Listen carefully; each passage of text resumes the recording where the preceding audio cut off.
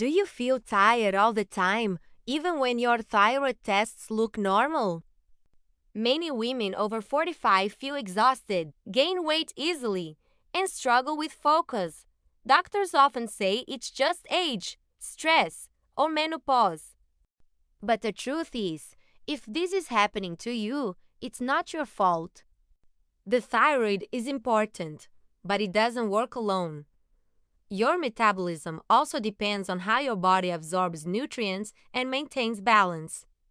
That's why many women feel tired even when blood tests look normal. The body may need support, not pressure. While researching this, I found that some women look into natural approaches inspired by Japanese nutrition focused on balance instead of quick fixes. This type of approach doesn't promise miracles, it simply supports the body in a more gentle way. I left more information in the description for those who want to learn more.